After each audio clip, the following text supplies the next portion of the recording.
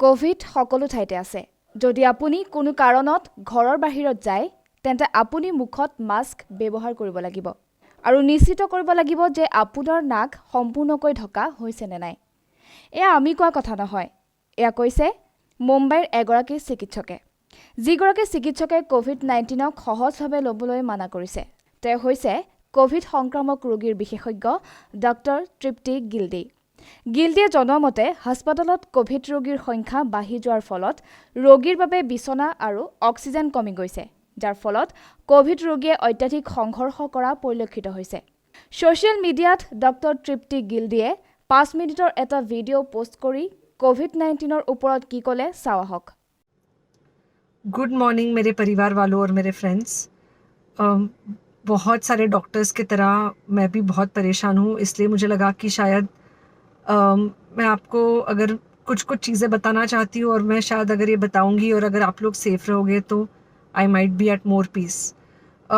जैसे आपको सबको पता है कि बॉम्बे की हालत तो बहुत ख़राब है और धीरे धीरे बहुत सारे शहरों की और बहुत सारे स्टेट्स इवन टाउन्स की हालत ख़राब होते जा रही है। बॉम्बे की हालत तो इतनी ख़राब है कि हमारे हॉस्पिटल्स में आईसीयू बेड्स वेटिंग पे है, पेशेंट्स के लिए बेड्स नहीं है। It's a very very helpless, यानी मुझे इतना हेल्पलेस और लाचार कभी फील नहीं हुआ है। We have to literally manage patients at home with oxygen, and this is not something we are enjoying. So I really want all of you to follow a few things that I really am requesting you to follow. First, आप लोग please safe रहो। अगर आपको लग रहा है कि आपको 1 साल से कोरोना नहीं हुआ है इसलिए आप कोई सुपर हीरो हो या आपकी इम्यूनिटी बहुत अच्छी है और आपको ऐसे कुछ नहीं होगा, तो आप गलत फहमी में हो। हम यंग लोगों को देख रहे हैं। I mean, we have a 35-year-old who's on the ventilator and we are not able to help people now. So we do not want, we really don't want any of you to be in that situation. So, sorry. I think ये जो emotional breakdown है हम doctors में अब सबको कोई ना कोई समय हो रहा है because we've not been so helpless, okay? So most importantly, please take care of yourself. Right now, COVID is everywhere around you, okay? तो अगर आप घर से बाहर निकलो, maybe you're meeting your friends, maybe you're meeting your family. It does not matter. You have to be masked, okay? Just because आपको अभी 1 साल से कोरोना नहीं हुआ है या आपको पिछले साल कोरोना होकर जा चुका है, इसका मतलब ये नहीं है कि आपको वापस कोरोना नहीं हो सकता. You can still get COVID. तो please keep your self very well masked at all times. अगर आप घर से बाहर निकल रहे हो तो घर के बाहर निकलो, मास्क होना चाहिए।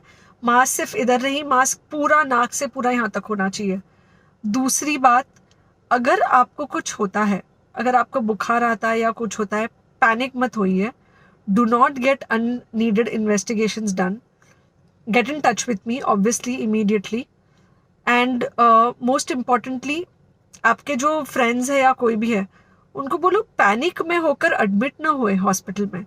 फ़िलहाल जो सिचुएशन है वो ऐसी है कि बहुत सारे हॉस्पिटल्स में स्टेबल पेशेंट्स एडमिट हो रहे हैं और बहुत सारे लोग जिनको एक्चुअली ऑक्सीजन की ज़रूरत है उनके लिए हमारे पास बेड नहीं है।